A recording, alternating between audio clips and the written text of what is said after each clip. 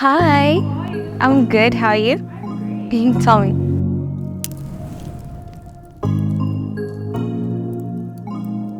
Where should I look? Hi, everyone. Hi, Steph. My name is Ciku Muchiri, also known as Stephanie Muchiri. I'm an actress and content creator. I'm a lover of life. I'm a sister, a daughter. I enjoy Swahili food. Like, I love Swahili food. Like Indian cuisines as well. Like that's my thing. That's my thing. Yeah. Mm. There's a location on the night. Yeah. When in primary, I used to love a lot of drama festivals, music festivals, just to get out of school. So it wasn't like I was like fully interested in it, but I think I'd consider myself a creative person. Like I was a creative person. So once I got into drama, I loved it. I loved being on stage. I love watching like dances on stage, plays like that. I enjoyed it. So I think to some extent that was like foresight, or rather like prelude, I guess, to my career right now. Yeah.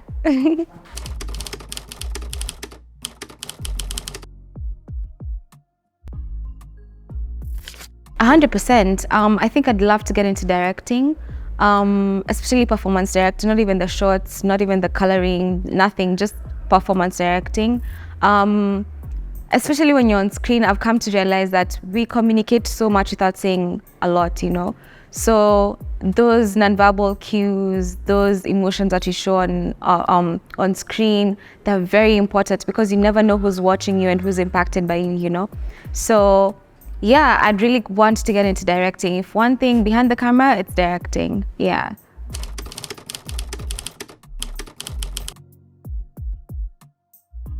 I got a role as an extra for a friend of mine because he was like, I mean, just come do it. I'm casting. Yeah. So I went, my mom took me because she was like, okay, I don't know where you're going. Let me just take you. So she took me, she saw the environment of film. And you know, creatives are loud, creatives that express themselves. They don't know how to tone down, you know, not like corporate baddies, but yeah. So when my mom saw that, she was like, no, this is not where I want you to be. At the same time, I kept, on my way home, I told her, imagine at the end of the day, you can't control what happens around you. You can control how you react to it. You can't control how people perceive you. You can control how you react to how they perceive you, right? So you can only control your emotions. You can't control them, what they think, what they do. It's how I respond to my environment. But she still wasn't having it.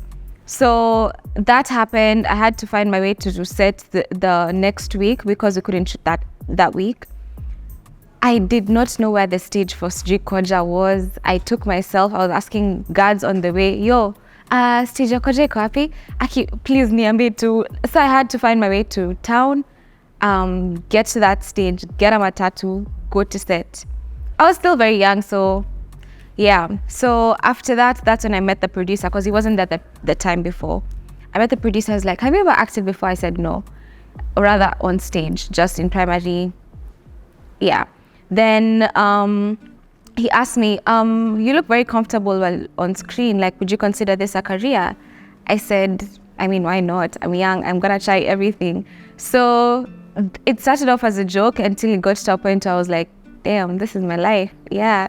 My dad has always been he's a Gemini, so he's just very neutral vibes, you know. So my dad has always been like, I mean, if that's what you want to do it. Like, don't let anyone stop you. But also remember, you have your school, you have this and this. So don't forget about these other spaces in your life. So that was my dad. My mom was like, hard no, focus on school.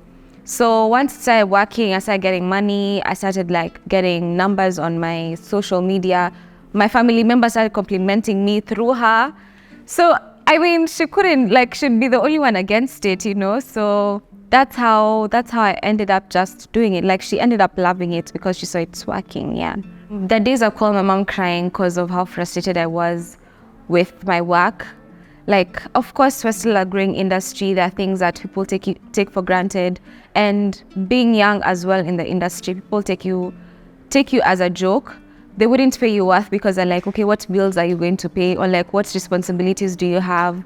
Or they're not going to respect your time, they're not going to respect your energy. If you say you want to leave by 6 p.m., they're gonna push it. Like they don't care. Like you have to leave, you're going to do what? Like, So I've had my fair share of frustrations in the industry, and I think my mom has been such a pillar, holding me down, reminding me of what I've been able to achieve, what I'm doing, how many people I've inspired.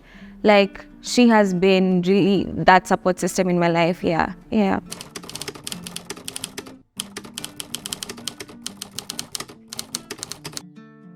This girl has been a hustler. When I finished high school, of course, okay, I come from a really medium class background. Like we weren't that well off, neither were we like fully struggling, but we had our days.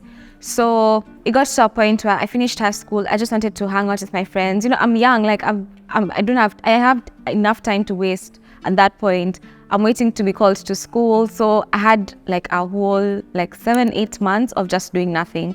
So I wanted to hang out with my friends. I wanted to buy clothes. I wanted to look nice and go buy food, just enjoy that time. But it's expensive, rather it requires money. And it got to a point where my mom was like, okay, so are we going to pay your school fees? Are we going to buy food? Or are we going to buy for you clothes? Like, what is it? So we used to have a lot of those fights. Like, I'd feel like she's not prioritizing me. She doesn't love me because she's not providing for me the things that I needed at that time. Until it got to a point where I just said, imagine enough is enough. Let me start hustling for myself, because we're always fighting and it's because of money. Like, why? So I started doing a lot of online jobs, like selling stuff online. I used to sell a lot of skincare products, jewelry so there's this company, Zumi Kenya, I don't know if it's still there. They used to give us products in wholesale, and whatever price you add up, whatever markup you add up is your profit. So that's how I used to do. And my Instagram wasn't bad off, so it was getting me some chums here and there. And then of course that's how I ended up in acting, because again, I was looking for a job, and a friend of mine who I used to talk to, and he was an actor, recommended a job. So that's how I was like, anyway, I don't even have this money, let me just go try and see what it is. So that's how my hustling spirit got me into film. It was just basically looking for money. Yeah. So there's this time where I went out with my friend for lunch at one of the restaurants in Adlife, and I was short of 500 bob, and I needed to pay for my food. So she had to come through, because I called my mom. She's like, what? I don't have that money right now. She did, but of course I'm young and she wants to teach me a lesson, so she's going to say no. So I was there. I was like, no, I can never be put in this situation ever again. That babe had to come through for me. And when she did, it wasn't a big deal for her, but at that moment I was like, nope, no. I can never be put in that situation. Even when going on dates today, I can't leave the house if I don't have double the budget that I want to spend, So that time I felt so embarrassed. I was like, no, gosh. And I was young. I mean, I can forgive myself. Yes, I have forgiven myself. But still, that memory, Yeah, it was bad. Yeah, I was so mad. Yani, like, I was so mad. I'm like, surely, you just come through for me and then teach me the lesson later. Like, why do you have to embarrass me in front of my people? Like, come on. It was so bad. Damn. Yeah. Like, who else? Where should I get money from? I'm like 18, 19. Anyway, I've healed.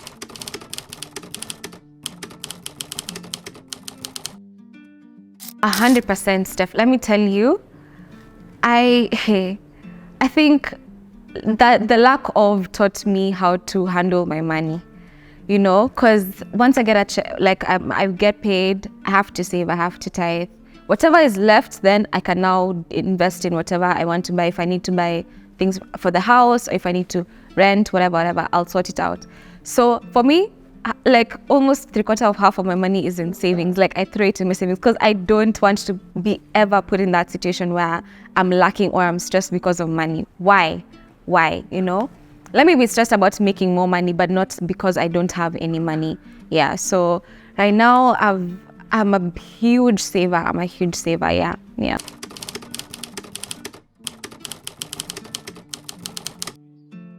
My mom taught me how to have a relationship with God from when I was young, and it's never left me. You know, it's not those ones for you have a relationship with the church. It's you have a relationship with God, not with the church.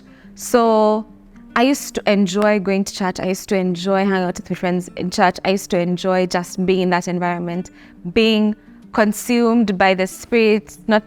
It sounds scary, but not like that. Like in a wholesome way, you know. I don't know. Like I've seen God work miracles in my life. The opportunities I've gotten, I wouldn't say that I planned for them. I wouldn't say that I strategically said I have to do this and this and this, or I have to talk to this person. No, it's always been God putting me in the right rooms, making me meet the right people. Some things I can't even explain. Like there's some roles I've gotten and I'm like, I wouldn't have known about it. Auditions I've known about through just being in a room with creatives or a director who would be like, oh, by the way, there's a thing I'm doing next month. Would you like to, like, it's been so random and I can't attribute that to anything else but God, you know? So even my life, taking care of my family, being healthy, sane with everything that has happened, that has just been God. I can't attribute it to anyone else. Yeah. So you mentioned the church isn't the person that you were. That's not the entity that you were. Yeah. It's God. It is God, yeah. So what are one or two things that you do to maintain or manage that relationship that you have with Him? So every morning when I wake up, especially when, like the first thing I do is put on my worship playlist. So it just gets me in that zone of, even when I'm not intentional about like going and opening my Bible, I'm still in the presence of God. I'm still listening to because most of the worship songs have like verses in them, have like words in them, like from the Bible. So I'd listen to them, like I'd just get in that zone of gratitude and prayer and humility and humble myself, offer my day, my family, my people, myself, my friends to God. It will put me in that space where after I'm done, I just say a quick prayer, dedicate my day, and I'm off to work. Like that is a routine that it's important in my day. If I don't do that in the morning, then I just feel like something is off and I feel like something is going to go wrong. I don't know. But yeah, I think that's one of the biggest things that I've incorporated in my life that has kept me grounded in Christ. Yeah.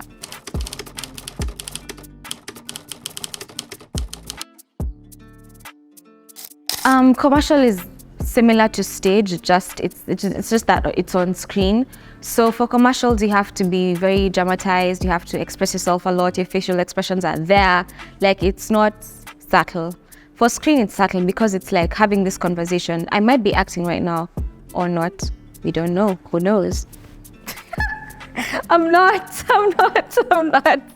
But this is screen acting. But when it comes to commercials, it's more dramatized because you're trying to sell a product. You're not trying to sell a story, you're trying to sell a product. You have to tell people why this cup is amazing. Like, this is huge. Like, look at the color. Black goes with everything. You know?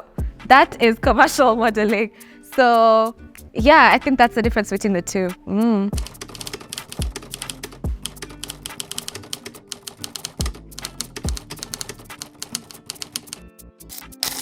I think there's this thing that is said a lot, like whatever you want to do has already been done. So I try to learn from what other people are doing, especially abroad, because that's where I want to end up eventually, right? In LA, Hollywood, working with Tyler Perry. So, I mean, whenever I get a script, I go through it, I look for characters who are similar online, I look for shows that I can watch that are similar, have a similar vibe. Once I get it, I do a research, break down my character, give it its own personality, not trying to copy this one that I'm seeing. And of course incorporate myself, because at the end of the day, I'm the vessel who's carrying out that character. So those are the things that I try to do. Again, consulting with the directors. My directors have come through for me a lot. Any director that I've worked with have really helped me in my career because they have their own vision. They've been in the industry. They've experienced so many actors. They know what's best, you know? And at the end of the day, most of us actors are working through talent, not through like taught skill, you know. So we're all canvases, right? Empty blank canvases who are just trying to fill the strokes in slowly by slowly. So I mean, I would love to experience training, but at the same time, whatever I try to do is do as much research and ask as many questions as possible. Once I understand the flow of the script, the tone of the script, then I look for shows that are similar. Then once I've watched the shows, of course, I'm getting the energy, I'm getting the gist, I'm getting the vibe of that character. I'm even getting the I don't know what to call it, the spectrum of that character, because I mean, you can't just be one color. You have to be multi-layered. So once I've gotten that, of course, I get into my directors. I ask them, what do you expect from me? How did you vision this character when you were going through the script? Are we aligned? Once we're aligned, that's amazing. But if I'm not on set, I would go on YouTube and watch as many acting classes as possible, because there's so much to learn. Actually, there's so much to learn, and people in LA have content put out on YouTube that is free, that people can access. So learning how that industry works as well, and also how they understand their characters, they understand film and acting and performance, is so important. And I think I've learned so much through those resources that I've had on YouTube. Yeah. Consult with the casting director. That's one thing I have to do. Ask those questions. Trust me, a side that you're sent, a side is basically like a short part of the script that you use to audition. So once your sides have been sent, there's so much information missing. You can't tell who a character is through a few lines. So you have to ask the casting director or the director who's involved, okay, how old is she? What does she do? Like, is she from a well-off family, from a middle-class family? Like, who is she? Is she multi-layered? Is she a comical character? Is she, like, what do you feel about it? Then those questions will be answered, and it will help your performance, because it will inform the decision that you're making. The client will be there, the director will be there in the audition room. Then they've seen the whole script. They understand the story. So if you break down the character using whatever you know solely, you'll miss the point. That maybe they're looking for one thing, or how you say one sentence, and it's based off your background, right? So if you don't know that, then you wouldn't be able to bring it out, and that's how you would end up not getting the job, because you just didn't. There's a thing that you missed, and it's because you just didn't ask. Yeah, and these guys are so willing to tell you the information. It's like, I mean, if you want to know how old they are, they'll tell you, so they're between this and this age, they're from this and this family, just like this and this, because that's how she presents herself. She's very expressive, so you know even how to dress when you're going for the audition. So it's just small things like that, and asking those questions. The more you do the job, the more you understand that it's not just saying the lines, it's not just showing up on screen. So I started with commercial modeling, and I think for commercial modeling, I just had that thing for, I don't know where it came from, but when you're watching an ad, like, would you watch yourself? Would you watch your performance? If you're going to that audition, would you sit down and be like, wow, that is a dope actress, like, yeah, she's selling that to me? No, you can't go to an audition without having that foresight of your audience. Your audience needs to see that performance. Your audience needs to be sold by your performance. So are you selling them your performance? Are you trying to convince yourself, or are you so shy that you can't get out of your shell? And trust me, there are like 100 people who are waiting for the same job. You have to get out of your own mind. So it's been a build-up. The more you do the job, you understand it more, and you understand that it's not just showing up. There's so much more to it. Yeah, it usually happens, especially when I see people I know in a queue with me for an audition. I'm like, wait, okay, what to do? Also, if these guys are here and they've been on this and this and this and this, well, I'm competing with them. Like, but you see, one thing I realized is, don't even compete, because there's a reason why even that casting director told you to come for that audition. There's a reason why you are there. There's a reason there's something that makes you unique. You don't have to copy these other people. Best believe you don't have to copy these other people because you look like a prototype of whatever. Let's say, for example, Sarah Hassan. Let me use her as an example. If you're trying to be like Sarah Hassan, you can't, because Sarah Hassan is Sarah Hassan. You can only be the best version of yourself, right? Right now, I don't compare myself to anyone. I'm Ciku and I'm Ciku, period. Whatever I do is me. I'm not trying to compare myself to anyone else. So I think one thing that has really helped with my audition is just saying, I don't know if I can cast. I can cast, okay? So I just say, fuck it, and I just get in, and I'm like, I do my thing, and I leave, and I forget about it. For volume, that was one of my most traumatic experiences when it came to auditions. Yani, so we get the callbacks, right? Because they asked for self-tapes first. We sent them, then we got the callbacks. So when you get to the callbacks, I'm seeing all the people who can play this role. So Tosh comes out, he calls us out, he's like, let's have a brief meeting, briefing you guys about the character, the show. So he tells us everything, he breaks down everything. The way he broke down Ivy and the way I was dressed was not giving at all. You know, I left the audition, I told the casting director, Brian Roberts, I told him, okay, just give me 10 minutes, let me rush home, because it was on Gong Road. I think the audition's at Yaya, somewhere around Yaya, and I lived on Gong Road. So I told him, just give me 10 minutes, I rush home, I change, and then I come back. Please, I kept calling him, I'm like, okay, mefkapi. So I rushed home, Nandudhi. I got into my house, I changed, I went back.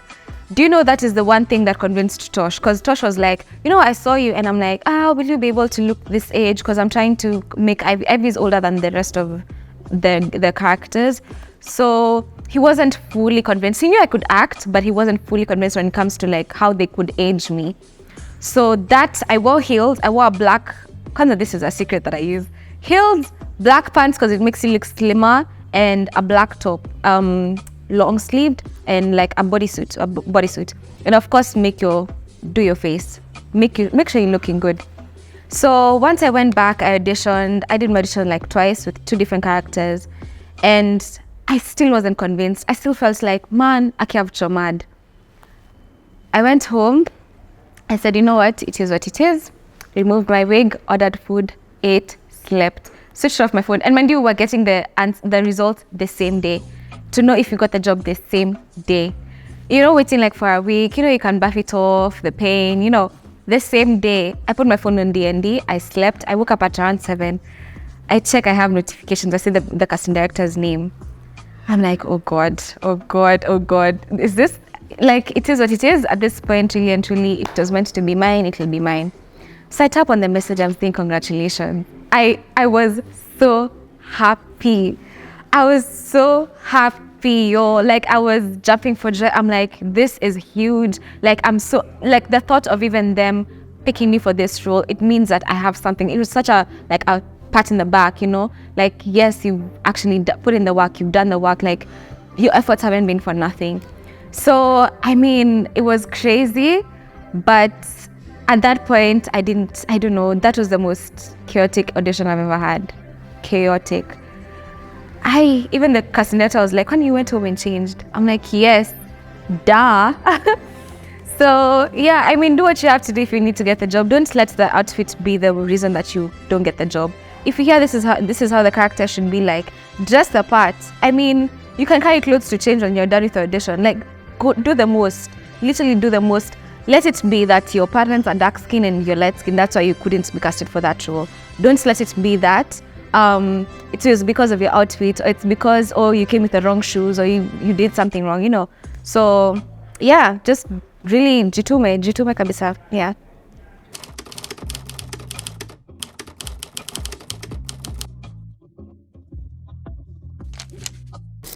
Hey.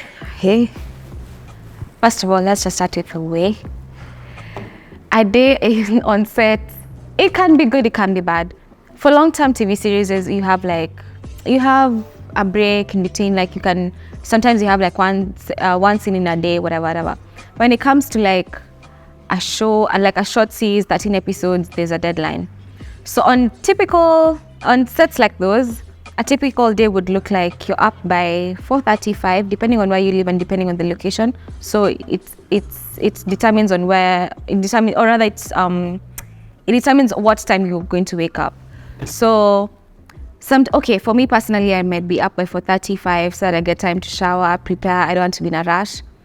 Then again, if the set is offering transport, then well and good for you. If it's not, you have to go to town, get the main bus for the set, then go to set together. So wake up, go to set, breakfast.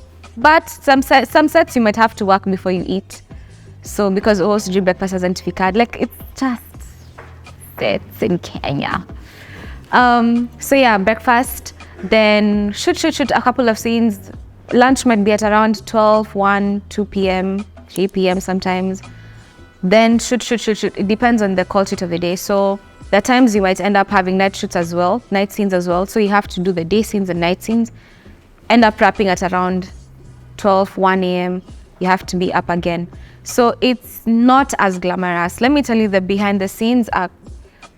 Yesterday, I was on set. I was on set by around 6:37. I left the set at around 9:30, 10 p.m. That's a 12-hour plus shoot day. Do people care? No, they don't. Are you replaceable? Yes, you are. Best believe you are replaceable in this Kenya. Unless you've worked for so long and you've done a lot and you have like a huge portfolio that cannot be ignored, the clients themselves want you particularly for that role, it's so easy to be replaced. So knowing that, it's kind of like humbles you kidogo because you have to also adjust with the environment. And one thing I've also learned is in this industry, it's about the relationships that you have with people. You can't act like you're too big for people because people have done their own stuff. People have their own catalogs, they have their own profiles. So you can't come and act as if you're the one that everyone needs, you know? So it's just the relationships that you have. Our industry is still growing as well. So you can't expect some level of, you can't enter this industry thinking, no, me, I want to have my own, I want to have my nini. It's just more of like, okay, so this is what you have, let's work with it, you know? So that's one thing I've really learned, and it'll keep you in the game for a while. But again, know when to say no. You can't always compromise. If something doesn't work for you and you end up feeling like you're the one who's getting drained more than you're benefiting from this job, then just say no. There's so many other things that are coming. So saying no, setting your boundaries, and also forming relationships with people. And again, staying through it, like vumilia too, because there are days where, especially when you're starting, it's not going to be easy. It's not going to be easy. You have long shoot days.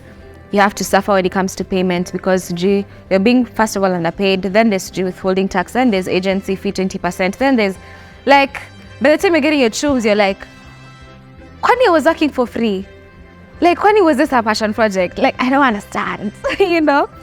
So yeah, I think I just tell them that it's not easy. To just trust the process though, and work hard. Yeah. The different departments in our set. There's a producer department, directing department. There's a cast. There's a makeup, wardrobe. Everyone has a role to play. There's no role that is less important than the other. And I think people have made actors get the back end of the stick because it's like we don't have a budget, but see, we can charge rooms from nani, because we're the ones who are easiest to manipulate, because again, you're told that if you're not going to accept it, you're going to be replaced. Simple. And there's someone who's willing to take that kidogo. So it's, I don't know, like, I'd say the professionalism is really lacking. It's really lacking. Yesterday, I was supposed to leave set at around 5 because I had an important meeting at around 7 to 8.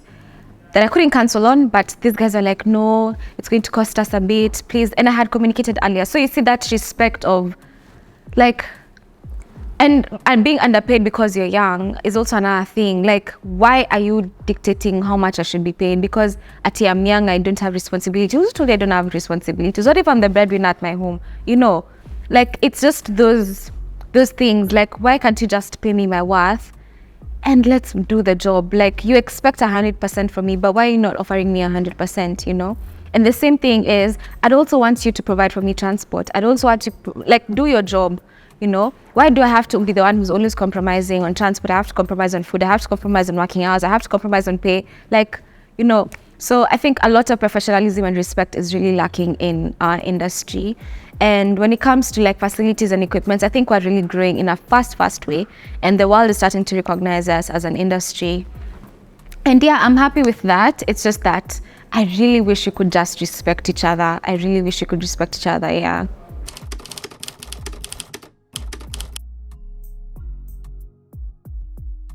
So derolling is basically getting out of that character and just coming back to yourself, being Ciku, not being, let's say for example, Ivy.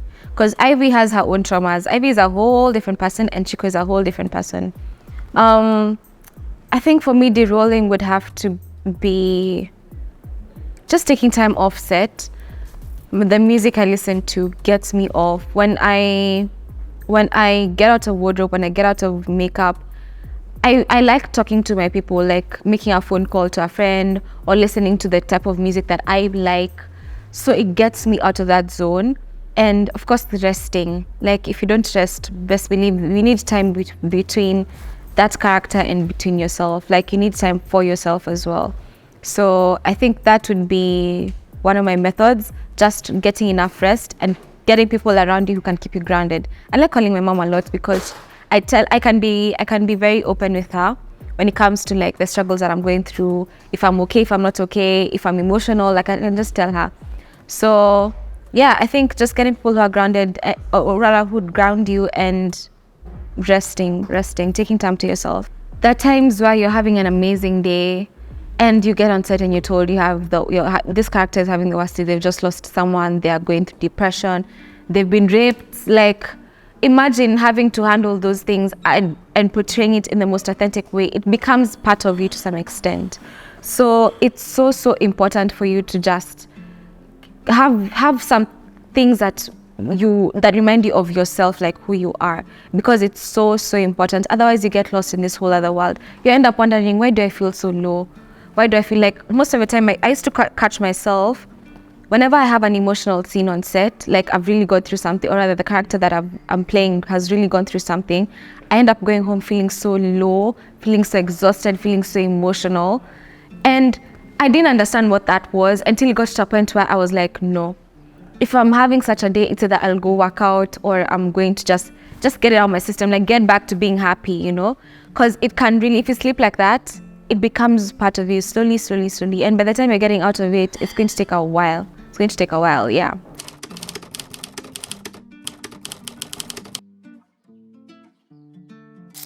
Watch and share our content. We can't be our own haters. We can't be our number one haters. Yani, unapost kitu kwa comment sections ni Kenyans tu wana hate. Oh, quality. Oh, performance. Oh, same faces. Oh, like, okay, first of all, mnataka tufanye. Second of all, I want to address this thing for seeing the same faces. These people have put in the work. These people have been in the industry for a while. These people, it's not because we don't want to give other people a chance, or other people are not being given a chance. It's just because, first of all, they offer so much more to the table as compared to it just being a performance, you know? Work on yourself, work on your social media, make it hard for them to say no to you. And also, if you say an audition, just don't, you're saying it's, let me use an example.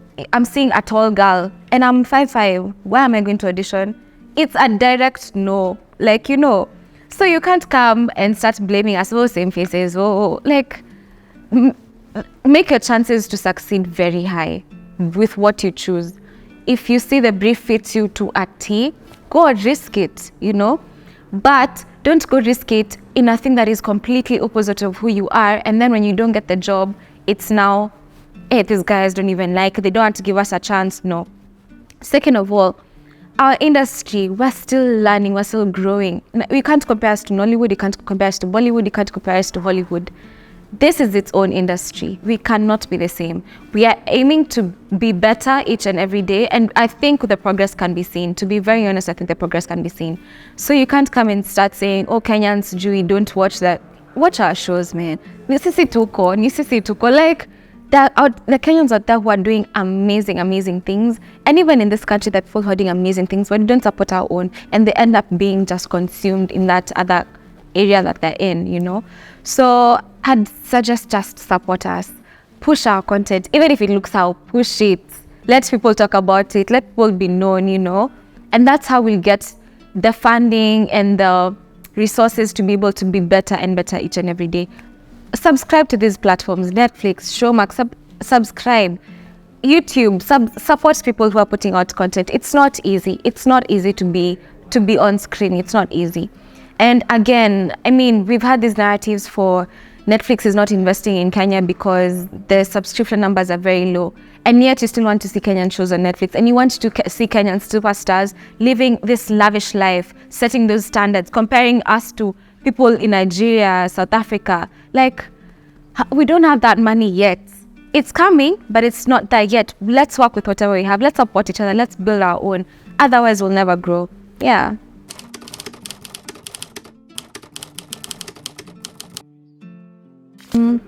For series, I'd say I really enjoy this days. I think I've been watching a lot of Kenyan shows. So anything that is on Showmax, I've watched Antai Kantai, I've watched Big Girl Small World, I've watched Salem, I've watched Second Family, I've watched, all the shows that are there. I watch Kenyan content. I consume a lot of Kenyan content. So that's one thing I'd put you guys on. Kenyan content is where it's at. And if you don't have a subscription, it's 300 per month, guys. Ay, mzinga mneza changa, lakini 300 tu nani the whole month. See one time, the whole month, you're good. You know, so I watch a lot of Kenyan content, and I consume a lot of Kenyan music. BN, Ben Soul, those are my guys. Yeah, I'm not even plugging in from outside. I'm sorry. I'm just going to plug my people. Listen to Kenya, play Kenyan.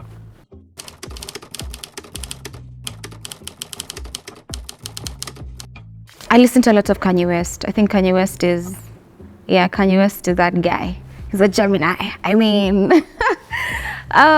yeah, for all those fools who are thinking, why am I referring to Geminis a lot? It's because I'm one. But Kanye West represents the story, like the struggles. He represents being real and being true to yourself, like not giving a fuck about what other people say about you and just doing you, whatever makes you happy. So yeah, I think Kanye is that guy. Yeah. Which of his albums would you have on your? What's this album called? It has this doll, Ah, why are you? Let me check. Can I check? He just said it. He said it. College Dropout. Yes, College Dropout. Yes, that is. Woof. Yeah.